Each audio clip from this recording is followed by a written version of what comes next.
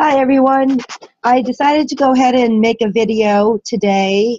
Somebody had asked me how you create an event on Facebook, and then I thought, well, maybe there's some other people who don't know how to create an event on Facebook. So I thought it might be just a good idea to go ahead and walk you through the steps, do this nice and quick, and that way you can all start to create your own events on Facebook if you're not quite sure how. So how you would start to create is you would just open up your normal home page here, and you would come over to the side. You would either go to events, or down here it says create, and you can go right there to create an event. But I'm just going to go to my events. Okay, so here's a listing of where all my events are, any past events I've had, all that kind of stuff. And over here is create an event. So I'm going to click on create an event. Now it asks you if you want to create a private or a public event. If you create a private event, nobody can share it. You know, like when somebody goes to share you, to invite you to something, and then you click on it and it doesn't go anywhere, that's because the person made it a private event. That event, somebody actually has to invite you to. So if that's what you're doing for your class, and then you only want people that you invite, then that's how you would do that. Otherwise, you would create a public event if you want it for anybody to be able to share with their friends and their family.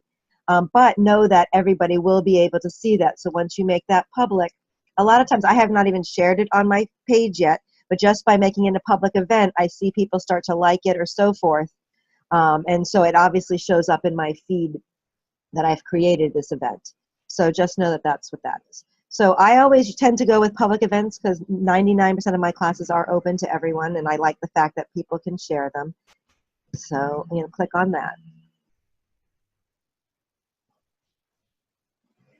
All right, so it asks up here, who is the event host? So you click over. I've got a bunch of different pages, plus it's my own name. So for myself, I'm going to go ahead and click on my name, because I'm the one that's usually what I want to do, unless I'm doing it on a specific page that I have. I apologize if there's a loud buzzing noise in the background. I'm outside, and always when I make a video, someone decides to mow their lawn. All right, but anyways, so next is an add event photo. I just usually do that last, so I'm just gonna say, well, actually, I'll just go through it. All right, so add event photo, you click on event photo. It should open up your own personal pictures, and you can open up to anything you want. So I'm gonna open up to this. I have a getting started pic, and I'm not sure which one this is, but we'll see. Okay, so there's a getting started pic, and you've put your picture up. You can move it around, because sometimes when you have it, where do you get these pictures? If I'm being honest, I just grab them off of Google Images, but Young Living also has a Flickr page, FLICKR.com, and they have you can search for Young Living, and they've got pictures that you can use as well. You can use your own pictures, whatever you want. You can change the picture, upload a new picture. So up here is an event name, and you see they give you 64 characters to do this. A short, clear name.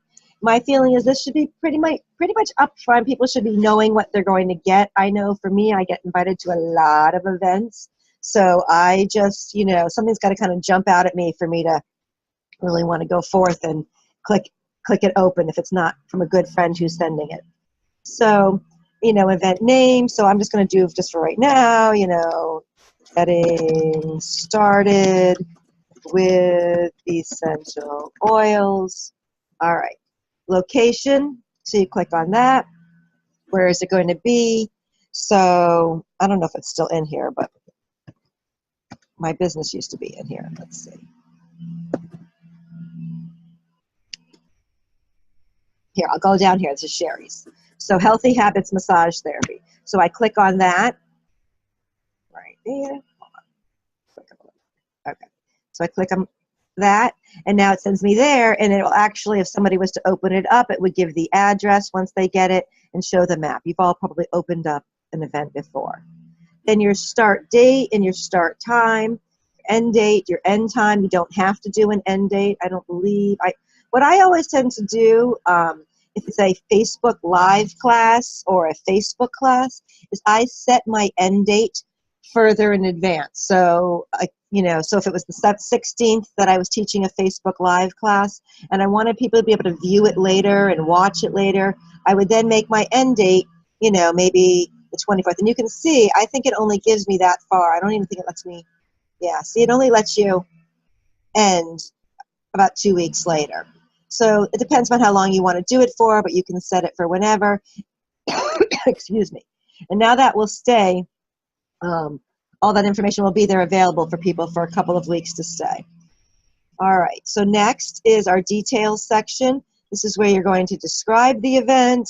So whatever you want to say, you know, essential, come learn about essential oils. That's not what you want to say, but come learn about essential oils. Okay, so in that area, if you've read Sarah Harnish's game plan book, she talks about how to write a great Facebook event. You want to make it fun. You want to make it kind of quirky to your personality, maybe. But, you know, however you, or make it straightforward if that's you too. But that's the area where you're going to describe what your event is all about. Keywords. This is something for the search engine, so you can pick a couple of words here. So it can be better recommended to people who are interested in that topic. So again, if it's a public event, you know, you may want to put words like essential oils and, you know, whatever else you want to put on there.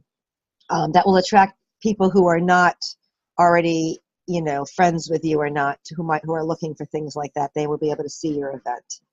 And then down here, options. Who can post in your event? You can decide. I always do. Anyone can post in my event, but I write all posts must be approved. I like just to be able to approve anything before it gets put on my page, make sure it's something I want to be put on my page, in my event. You know, this is a public event, so we're talking you have to be compliant, so I don't want to make sure people aren't posting things that are non-compliant. You know, also, you know, whatever, people say there are trolls and things out there, so you just want to make sure that you get to approve. And then that's really it. Then you just create the event. I'm not going to do it right now, but you would just hit the create button. Well, I'll do it. Yeah. Create. I just might end date. An event cannot be longer than 2 weeks. So where do they want me to put this? So I'll do it here. All right. Create.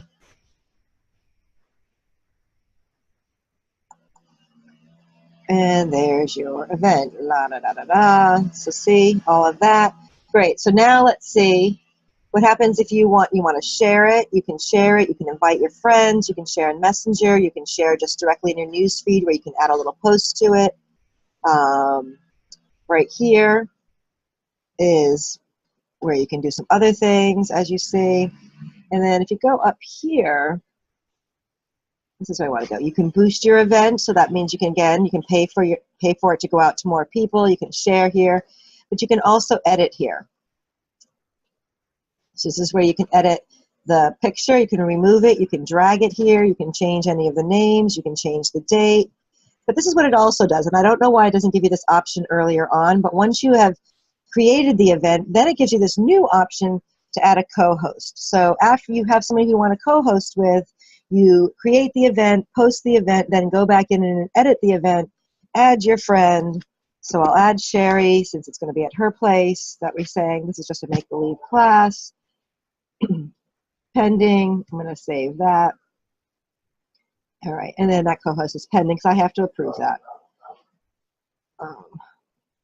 Once I get in there, I'll have to approve that. But anyways, so you can kind of get that. And that's really it. Here you can go change out your picture. And that is that. You're good to go. So you can edit it whenever you want. You can change things around. You can also delete the event, which is what I am going to do right now. So let me just kind of show you that. Oops. Hold on. Cancel event. So I'm going to cancel the event. It's going to give me the option to cancel the event.